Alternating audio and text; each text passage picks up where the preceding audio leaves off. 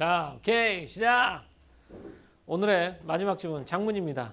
ESG 경영입니다. 가자! 읽어봅시다. 일단 이제 우리 학교 청소년들의 환경사회 투명 경영기업에 대한 인식조사라고 했죠. 인식이라는 건 어떻게 생각하고 있느냐 이거야. 환경사회 투명 경영기업인데 이거 합쳐서 이걸 뭐라고 한다고요? ESG 경영기업. 환경사회 투명 경영기업, ESG 경영기업이라고 하더라고요. 영어로. 그거예요. 일단 이런 기업에 대한 인식을 조사하는 거야. 가보자. 조사 동기 및 목적이야. 동기는 뭐냐? 왜 하게 됐으며 이 조사의 목적이 무엇인가? 라고 했으니까 이건 여기서 찾아야 되겠죠. 최근 동그라미 쳐볼까요? 최근 동그라미 기후위기의 심각성에 대한 목소리가 높아지면서 환경사회 투명 경영에 대한 요구도 커지고 있다. 이게 조사의 동기예요. 이게 조사의 동기가 되겠죠. 뭐라고요? 뭐에 대한 목소리가 커져?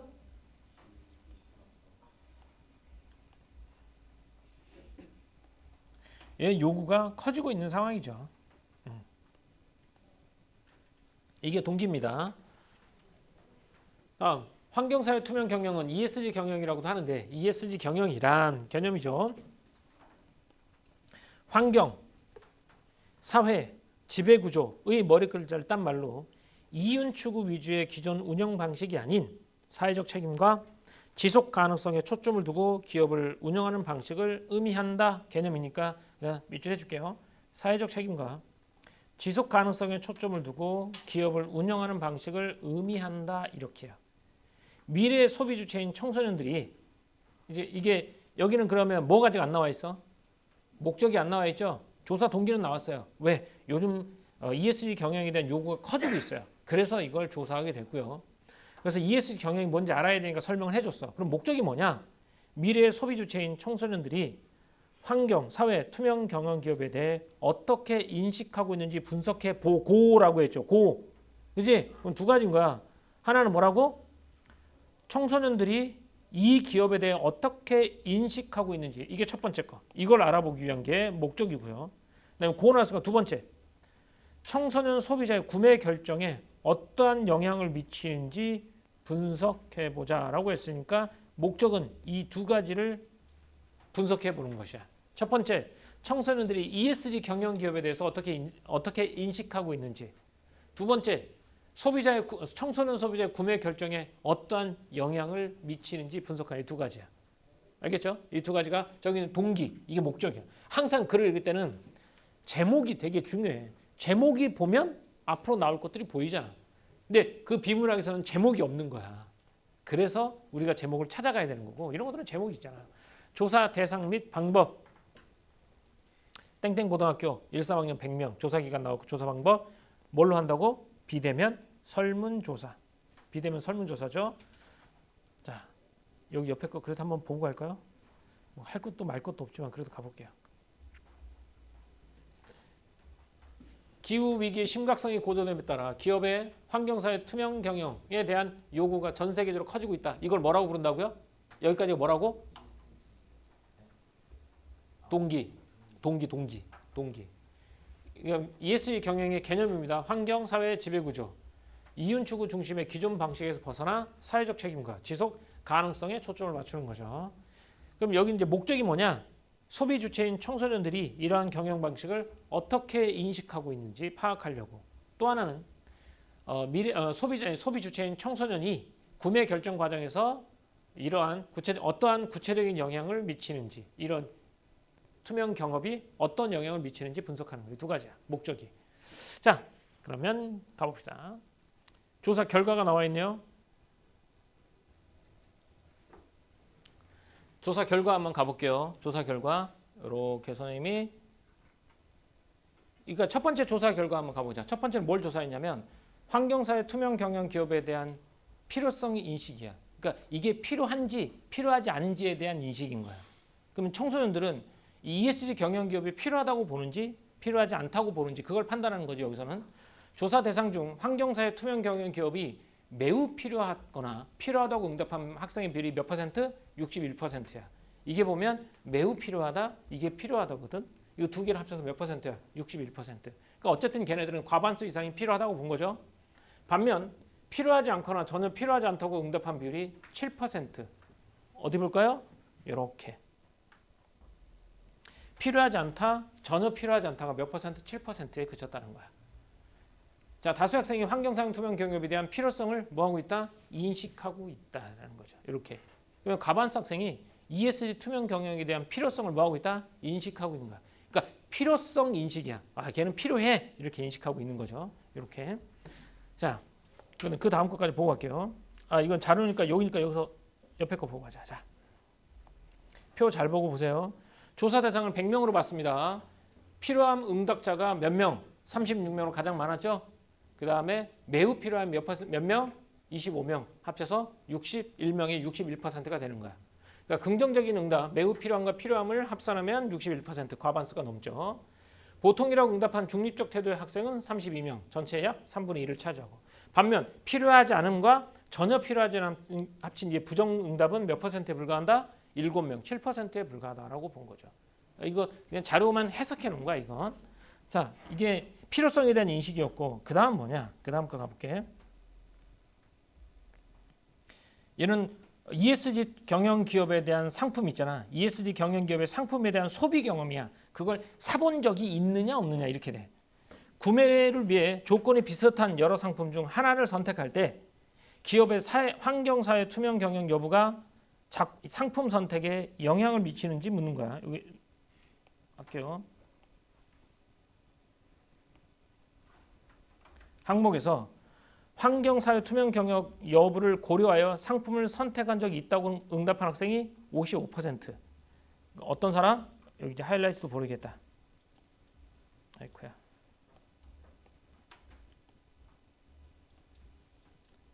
선택한 적이 하이라이트 여전히 안 보이네.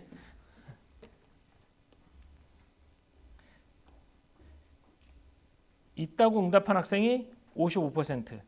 반면 고려하지 않았다고 응답한 학생이 27%. 고려한 적이 있다고 답변한 학생이 절반가량에 불과했다. 그러니까 고려한 적이 있다는 사람이 55%란 말이야. 이를 통해 환경사회 투명 경영이 학생들이 소비 결정에 영향을 미친다는 것을 알 수 있다. 이게 결론이겠죠? 이게 결론이죠. 이렇게. 그러면 사람들이 소비할 때 환경사회 투명 경영 기업에 대한 기업이 선택할 때 영향을 미쳐 안 미친다? 미친다고 보는 거죠. 그래서 환경사회 투명 경영이 학생들의 소비 결정에 영향을 미친다는 것을 알 수 있다. 경험해본 사람이 몇 퍼센트니까 55%. 그리고 고려하지 않은 사람이 27%가 되죠. 그럼 옆에 있는 것도 그냥 단순 수치니까 계산하기 쉽죠. 조건이 유사한 상품 사이에서 ESG 경영 여부를 고려하여 상품을 선택한 학생은 55%. 이는 소비 결정 시 기업의 윤리적 측면을 실제 행동으로 옮기는 학생이 절반이 넘었음을 시사한다는 거고.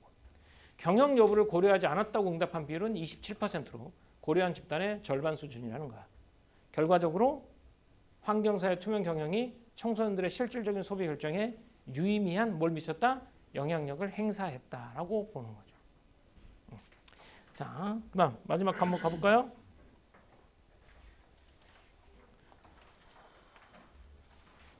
자, 이건 뭐냐면 잘 봐. 환경사회 투명 경영 기업의 상품에 대한 구매 의향이야. 얘는 앞으로 어떻게 할 것이냐라고 물어보는 거야. 의향을 물어보는 거야. 살 건지 말 건지. 환경사회 투명 경영 기업의 상품에 대한 구매 의향을 묻는 질문에서 다 밑줄로밖에 처리할 수 없어요. 구매 경험이 있는 학생 중, 그러니까 경험이 있는 학생이라고 할게요. 환경사회 투명 경영 기업의 상품을 구매할 것이라는 비율은 80%. 구매 경험이 없는 학생 중에서는 75%의 학생들이 환경사회 투명 경영 기업의 상품을 구매할 의향이 있다고 대답했습니다. 이를 통해서 알 수 있는 건 환경사회 투명 경영 기업의 상품의 구매 경험이 없더라도 환경사회 투명 경영 기업의 상품 구매에 대한 의향을 가지고 있는 학생들이 많다라는 거야. 경험이 있는 사람은 80%고 경험이 없는 사람도 75%란 말이야. 이걸 통해서 경험이 있든 없든 간에 ESG 경영 ESG 경영 기업에 대한 상품을 구매할 의향을 가지고 있는 학생이 대부분이다라고 봐도 되겠지. 됐습니까? 그러면 앞에 이거 정리해 봐야 돼. 첫 번째가 이 조사의 동기가 뭐였죠? ESG 경영에 대한 요구가 있으니까. 그렇죠? 그다음에 목적은 뭐였죠? ESG 경영 기업에 대한 인식, 이제 어떻게 인식하고 있는지, 또 구매에 영향을 미치는지, 이걸 두 개를 본 거야. 그러니까 조사를 했죠. 첫 번째 어떤 조사를 했습니까? 인식을 물어봤죠. 어떤 인식? ESG 경영 기업에 대한 무슨 인식? 필요성에 대한 인식. 그럼 61% 과반수 이상이 필요하다고 보고 있죠. 두 번째 ESG 경영 기업의 상품을 구매한 적이 있는지를 물어봤지. 그렇죠? 똑같은 비슷한 조건일 때 구매한 경험이 있는 사람이 몇 퍼센트? 55%. 이걸 통해서 ESG 경영 기업이 상품을 청소년 상품 소비할 때 영향력을 미쳤다라는 걸 알 수 있었어요. 그다음에 앞으로의 구매 의향을 물어봤지. 경험이 있는 사람 중에서 몇 퍼센트가? 80%가. 경험이 없는 사람에도 몇 퍼센트가? 75%가 ESG 경영 기업 상품을 구매할 의향이 있다라고 본 거죠. 이게 됐죠? 이게 설문조사를 한 거예요. 자, 그러면 결론 한번 가봅시다. 요즘에는 의미를 뜻하는 미밍과 드러내기를 뜻하는 커밍아웃의 합성어인 미밍아웃과 같이 소비에서도 신념과 가치를 추구하는 것이 일상적인 태도로 자리 잡았다라는 거야. 그러니까 물건을 살 때도 뭐를 포함한다는 거야? 신념과 가치를 추구하는 것이 일상적 태도로 자리 잡았대요.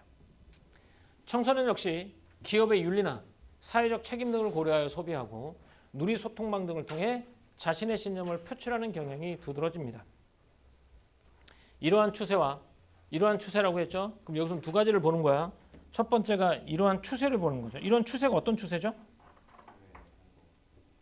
미밍아웃과 같은 이런 추세죠. 이런 두드러지는 거죠. 그러니까 이런 추세와 설문조사 결과 아까 나와 있지 위에서 했던 거 이 두 가지를 볼 때 미래 소비 주체인 청소년들의 인식을 고려하여 기업에서는 장기적 관점에서 ESG 경영을 적극 도입할 필요가 있다라고 결론을 내린 거야. 됐죠? 그러니까 여기 있는 설문조사는 결과는 아까 몇 가지였죠? 설문조사 결과 몇 가지였어? 세 가지. 첫 번째가 필요성 인식, 두 번째가 구매한 경험이 있는지, 세 번째가 구매 의향이 있는지, 이 세 가지. 그게 설문조사. 추세는 요즘 추세들은 소비에서도 신념과 가치를 추구하는 것이 일상적인 태도인 거야. 이런 추세와 설문조사의 결과를 바탕으로 보자면 청소년들의 인식을 고려해서 기업에서는 장기적인 관점에서 ESG 경영에 적극적 도입을 고려할 필요가 있다가 이 글의 중심이 되는 거야. 됐습니까? 자, 요거 한번 가볼까? 경험이 있는 학생 중에서 몇 퍼센트? 80%. 경험이 없어 몇 퍼센트? 75%. 대부분의 학생들이 재구매할 의사를 밝혔습니다. 자, 그리고 1위는 이제 현재 소비 경험 유무와 관계없이 대다수의 청소년들이 ES 경영 기업의 상품에 대한 높은 구매 의향을 보이고 있다는 거. 그다음 결론 가볼게요. 미밍아웃 이런 것들이 이제 소비 태도로 자리 잡게 되었죠. 그래서 청소년들은 기업의 윤리성과 사회적 책임을 꼼꼼히 따지며 SNS를 통해 자신의 소비 신념을 적극적으로 표출하는 특징을 보이고 있습니다. 다음 설문 데이터와 사회적 추세를 종합해 볼 때 설문 데이터 앞에 나온 세 가지 설문조사 사회적 추세, 미밍아웃, 자신의 소비 성향을 적극적으로 드러내지 종합할 때 기업은 장기적인 생존과 성장을 위해 청소년들의 인식을 반영한 적극적인 ESG 경영 도입을 검토해야 된다라고 본 거죠. 이게 이 글의 내용이에요. 단순합니다. 아주 단순해요. 그다음 요거 3번 같은 문제 하나만 보고 갈게요. 3번 문제. 이런 문제는 이제 화법과 작문에서 자주 나오는 문제이긴 한데요.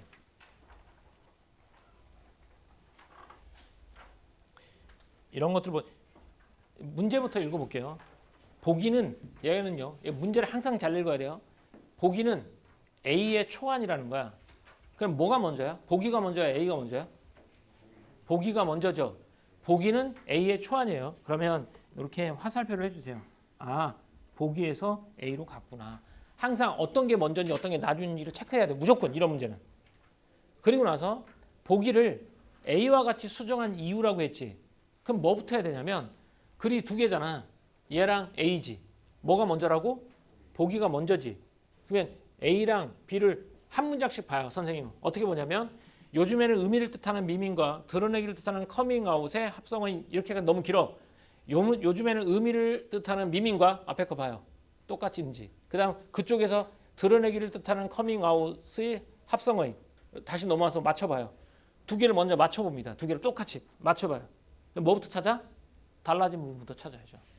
달라진 부분이 어디입니까? 수정된 부분이 어디죠? 어디서부터야? 또한부터 아니야? 또한부터 여기까지겠죠. 또한부터 여기까지는 어디에 없어? A에 없지. 여기에만 있는 거지. 그러면 선택지에서 고려할 때 뭘 고려해야 되겠니? 수정한 이유겠지. 그러면 얘를 어떻게 한 거야? 보기에 있는 내용 어떻게 한 거니? 뺀 거지, 삭제한 거지. 그럼 여기서 삭제한 걸 찾아야 되겠죠. 자, 몇 번입니까? 삭제한 게 1번밖에 없나요?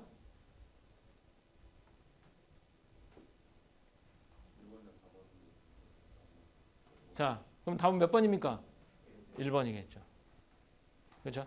그렇게 되면 이 답은 좀 더 쉽게 나오겠죠. 여기서 조사 결과는 뭐죠? 조사 결과는 학생들이 필요성에 대해서 인식하고 있고 구매한 경험도 있고 앞으로 구매할 의향도 있다. 이렇게 되겠죠. 그것과 관련 없는 정보를 어떻게 하기 위해서 삭제하기 위해서 고친 것이죠. 이렇게. 이런 문제는 여기서만 나오는 게 아니라 수능에서도 되게 잘 나와요. 어차피 이게 이 책 자체가 수능 완성이었던가 것 같아요. 선생님 봤을 때. 그러면 어쨌든 수능에 반영된다고 보는 거지. 그러니까 니네한테도 충분히 반영될 수 있겠죠. 그렇지? 이렇게. 자, 이렇게 해서 일단 있는 것까지 다 알아봤고요. 아까도 얘기했지만 복습은 24시간 이내에 복습을 24시간 이내에 한 번 꼼꼼하게 해놓으면 그 다음부터는 그냥 읽어보기만 하면 됩니다. 과제가 좀 많은 것도 아는데 그래도 내신 기간이니까 빡세게 해야죠. 네, 빡세게 하도록 합시다. 알겠습니까? 네, 촬영은 여기까지.